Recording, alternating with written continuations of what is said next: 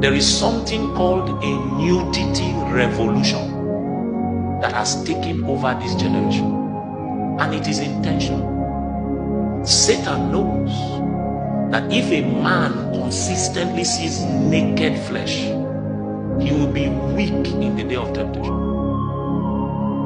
So even in Christian space, sisters have also become victims of the nudity revolution. Their victimization might not be obvious to everybody because they might be doing it subtly. But if you look at the average Christian lady now, there is a burden for nakedness. If it is not that the gown is too short, it will be that the cut of the neck is too deep. You may not like me, but you see, I'm very, very sensitive. Have you noticed now that the tailors have advanced? There's now a material that looks like your skin. You won't like me, I know. I'm used to you not liking me. I'm at peace with my calling. There's now a material that looks exactly like your skin. The girl wants to be naked. But she knows that if she's naked, they'll say, not be your flesh be that. So what they did is come up with a system to give you the privilege to be naked with style. So the thing looks like her skin is exactly like skin. I don't know what that material is called, but I don't want to know. But it looks exactly like skin. So when you see her from afar, your first shock is a nudity revolution. Satan knows that what brought man into the state of slavery was beholding. And if you are going to keep man in slavery, if you can control what he looks at, you can control what he will become. Satan wants to keep man perpetually as the enemy of God. So what he does is that he advertises his goods. And in advertising his goods, he knows that if he can possess your sight line, he can determine what you can become. Your possibilities are limited by the amount of light your eyes can receive. So he's not only doing it with nudity, he's doing it with entertainment, with videos, with movies.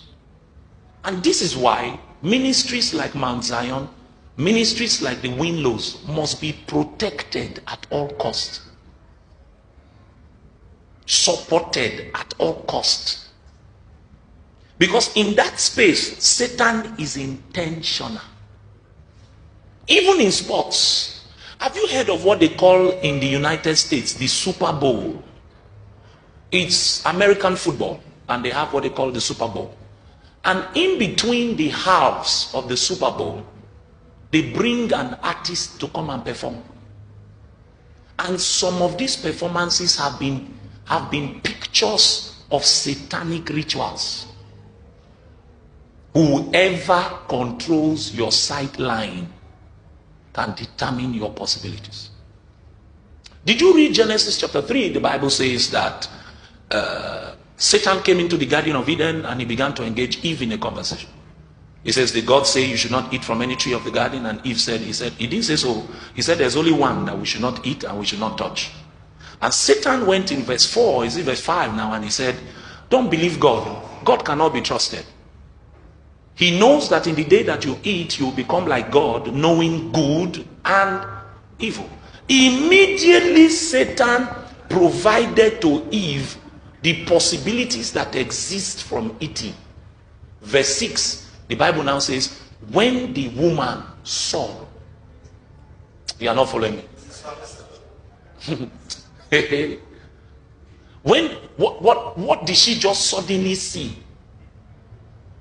Has it ever occurred to you? She has been passing that fruit all her life. So you know that Eve was not giving birth to as a baby. So all her adult life to that point, she had been passing that tree.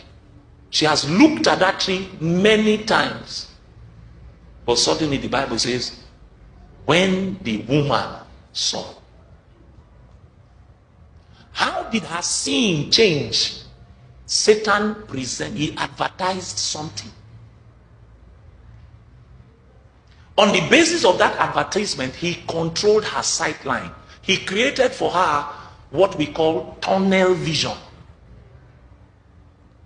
He cut off all other things that exist and focused her sight on the fact that she will become like God. Immediately he did that, the fruit now began to look different. She now saw that the tree was good for what?